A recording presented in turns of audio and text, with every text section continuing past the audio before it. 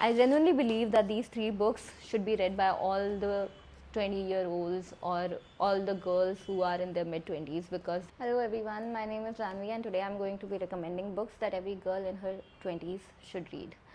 At first I'm going to talk about the books and what the books are about, and by the end of the video I'm going to tell you why it is extremely necessary for you to read these books. The first book that we have with us is Why Be Happy When You Could Be Normal by Janet Winterson. There's this passage of this book that I really like and that I think really sums up the entirety of the book. It goes like, I can't remember a time when I wasn't setting my story against hers. It was my survival from the very beginning. Adopted children are self-invented because we have to be. There is an absence, a void, a question mark at the very beginning of our lives. A crucial part of our story is gone and violently, like a bomb, in the womb. This book essentially is about Janet's experiences with her adopted mother. While she was exploring her sexuality, her mother, who was extremely religious, she just could not for the life of her comprehend where Janet was coming from. This tells you a story of a young girl who's trying to understand where her mother is coming from, even though she's not her real mother for her. For her, she's a woman who has chosen to take care of her.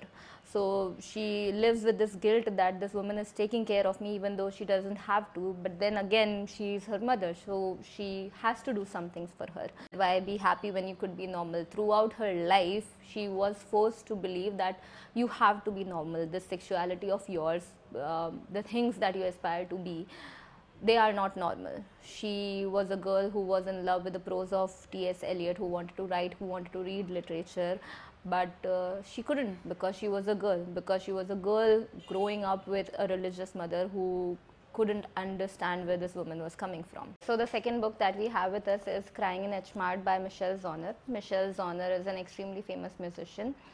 This story tells us about the life of Michelle Zauner and her experiences with her mother. Zauner is a half American, half Korean individual. Her mother was a Korean.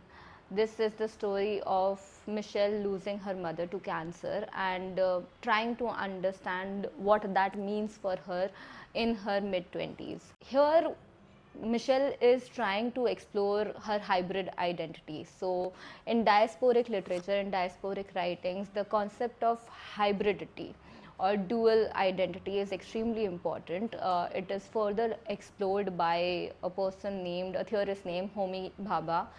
And the concept of hybridity is that essentially when a person who has ancestors who belong to two different nations or two different cultures, the culmination of that becomes extremely confusing for this specific individual who doesn't know what they belong to, what part of the world do they belong to. We get to know about the rebellious teenage of Michelle. From all of us in our teenage years go through this period where we simply do not want to understand where our mothers are coming from or why are they so worried about us at all point of time. But then the story very simply and gently weaves into the part where Michelle is in her early 20s and mid 20s, and she's gotten to know that she would be soon losing her mother, and the entirety of the book she's just trying to live with her as closely as possible and try to understand about her lineage, about her culture, about the Korean culture specifically as much as she can. And one main focal point here becomes the food, and by the end of it she has this epiphany of sorts where she realizes that she cannot be both the cultures simultaneously. One day she has to pick up which side of the world she wants to belong to, and now that her mother is gone, she doesn't know how that would be possible. So the third book that we are going to talk about is Educated by Tara Westover. It starts with, my strongest memory is not a memory. It's something I imagined, then came to remember as if it had happened. The book starts with a lie that Tara's father told her when she was 5 or 6 years of age. This was a lie that would become the core belief of her entire family, a family that consisted of Tara, her mother, and her several brothers. I say several brothers because even while reading the book, I could not keep a count of how many brothers she had, because all of the brothers at the end of the book for me just blurred into this one man who was extremely keen on violating Tara's body, extremely keen on violating Tara's thoughts, Tara's ideas and opinions. This is the story of Tara Westover. It is a memoir. I rarely read memoirs or non-fiction, but this, I believe, is a book that will stay with me for my entire life. This is one of my favorite books ever. This is the story of Tara and how she broke the shackles of a family. She was born into a Mormon family with a father who genuinely believed that the government was out for them, that the government was out to get them.